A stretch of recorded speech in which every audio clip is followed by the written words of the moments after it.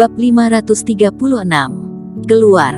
Alexander tidak menyalahkan dirinya dan Erik merasa sedikit terkejut akan hal ini. Setelah itu, Alexander pun berkata, "Ini bukanlah alasan aku menelepon kamu. Apakah ada hal lain, Komando Y?" tanya Erik. Alexander pun berkata, "Sesuai penelusuran yang kami lakukan, kami sudah menemukan jejak Bella."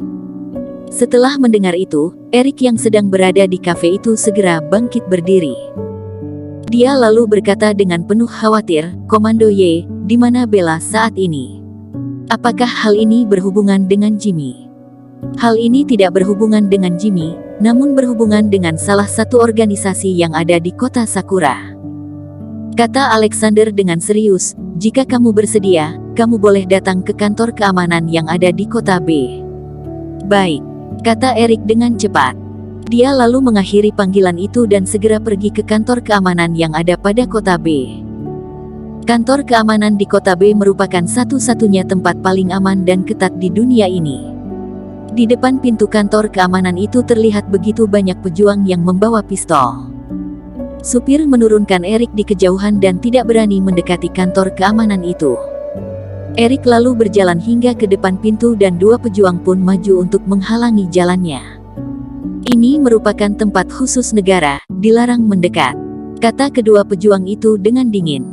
Erik pun berkata, "Komandan Alexander yang menyuruhku untuk datang ke sini." "Kamu adalah Erik Kin?" tanya salah satu pejuang dengan aneh. Erik menganggukkan kepalanya dan berkata, "Benar." Ekspresi kedua pejuang itu seketika berubah dan segera bersikap hormat padanya. "Tuan Kin, kamu sangatlah terkenal," kata salah satu pejuang dengan penuh semangat. "Apakah kamu bisa berbagi informasi kepadaku tentang bagaimana caramu menjadi seorang Grand Superior Master?" Erik melambaikan tangannya dan berkata, "Ada hal darurat yang perlu aku bicarakan dengan Komandan Alexander saat ini. Silahkan bawa aku untuk menemui dia. Aku akan memberikan informasi yang kamu inginkan ini jika ada kesempatan." "Baik, silahkan ikuti aku, Tuan Kin." Kedua pejuang itu tidak berani berkata lebih dan segera membawa Erik masuk ke dalam kantor keamanan itu. Di lapangan yang ada di samping kantor keamanan itu, terlihat sebuah tim prajurit khusus. Sesuai informasi yang beredar, tim prajurit ini dilatih langsung oleh Alexander dan mereka hanya ditugaskan untuk menyelesaikan misi-misi khusus. Para anggota tim ini juga merupakan pejuang-pejuang yang telah mendapatkan pil mujarab. Setelah tiba di depan ruangan Alexander, kedua pejuang itu pun maju dan berbicara kepada sekretaris yang ada di sana. Setelah itu, Alexander pun dituntun masuk ke dalam oleh sekretaris tersebut. Setelah pintu itu terbuka, Alexander terlihat sedang membaca dokumen dan kerutan yang ada pada keningnya itu seketika terlepas. "Komandan Y," kata Erik sambil berjalan mendekatinya. Alexander lalu mengangkat kepalanya dan berkata, "Silahkan duduk." Setelah itu, dia pun berkata kepada sekretarisnya, "Keluarlah terlebih dahulu." Saat ini, di dalam ruangan itu hanya tersisa Erik dan juga Alexander. Alexander lalu berkata dengan serius, "Di kota Sakura terdapat sebuah organisasi yang misterius. Nama organisasi itu ialah organisasi Tongfang dan merekalah yang menangkap Bella." Erik lalu berkata dengan dingin, "Kalau begitu, kenapa tidak segera pergi menolong Bella?" Alexander mengerutkan keningnya dan berkata, "Jangan tergesa-gesa, ini adalah alasan kenapa aku menyuruh kamu datang ke sini. Kamu boleh pergi menolongnya, namun kamu tidak boleh mengatasnamakan kota G, kamu hanya boleh mengatasnamakan namamu sendiri ataupun nama organisasi." "Aku mengerti." Erik kembali berkata, "Berikan alamatnya kepadaku. Jangan tergesa-gesa." Alexander terlihat sedikit tidak berdaya. Organisasi Tongfang ini sangatlah misterius, kekuasaan yang mereka miliki juga terlihat begitu aneh. "Aku mendapat informasi kalau mereka sering mengambil jiwa manusia untuk meningkatkan level kultivasi mereka. Namun aku belum tahu apa alasan mereka menangkap Bella. Di mana alamatnya?" Erik mulai kehilangan kesabaran. Dirinya akan merasa begitu bersalah jika mereka mengambil jiwa Bella untuk meningkatkan kultivasi mereka. Alexander tersenyum pahit dan berkata, "Hal yang membuat aku sakit kepala adalah alamat mereka, karena aku juga tidak tahu di mana keberadaan pasti organisasi Tongfang itu. Ekspresi wajah Erik seketika berubah dan dia segera mengerutkan keningnya. Namun ada sebuah kabar baik, kata Alexander, jiwa yang ada di dalam tubuh Jimmy berasal dari organisasi Tongfang tersebut. Erik merasa begitu terkejut dan dia pun menganggukkan kepalanya sambil berkata, Komandan Ye, aku mengerti. Kita bisa mengetahui keberadaan organisasi itu dengan membunuh Jimmy.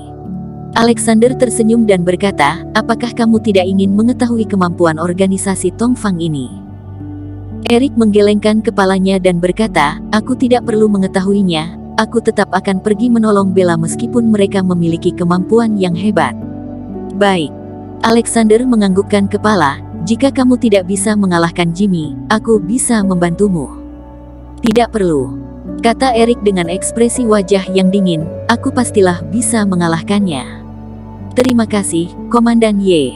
Setelah mengatakan itu, Erik pun pergi dari tempat itu. Alexander menatap kepergian Erik dengan tatapan yang kagum. Saat ini, terlihat seorang pria tua berjalan keluar dari ruangan lain. Pria tua itu lalu berkata, Erik sangatlah mirip dengan kamu ketika masih muda.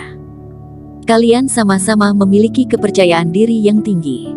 Alexander lalu berkata, benar, sebenarnya aku sangatlah kagum padanya. Mungkin dirinya memilih untuk tidak bergabung di kantor keamanan ini adalah keputusan yang benar baginya. Pria tua itu menggelengkan kepalanya dan berkata, aku tidak beranggapan seperti itu. Menurutku, hal yang diimpikan Erik jauh lebih tinggi dari yang kita berdua impikan. Alexander menatap ke arah pria tua itu dengan tatapan kebingungan. Setelah pergi dari kantor keamanan, Erik pun kembali ke tempat tinggalnya yang ada di kota B sambil menunggu hari untuk beraksi. Saat ini, Erik dikelilingi oleh aura kebencian dan pembunuhan yang sangat kental dan aura itu tidak bisa terhilang dari tubuhnya. Malam ini, Erik tidak tidur dan tidak tahu dari mana Matteo mengetahui hal ini, dia pun memilih untuk menelepon Erik di tengah malam. Setelah melihat panggilan dari Matteo, Erik merasa sedikit bersalah. Setelah panggilan itu terhubung, Matteo segera bertanya, bagaimana kondisi Via saat ini? Di mana dia sekarang? Erik lalu berkata dengan nada yang lemas, Kepala Fang, janganlah panik, tenang saja, aku akan membawa pulang Via dengan selamat.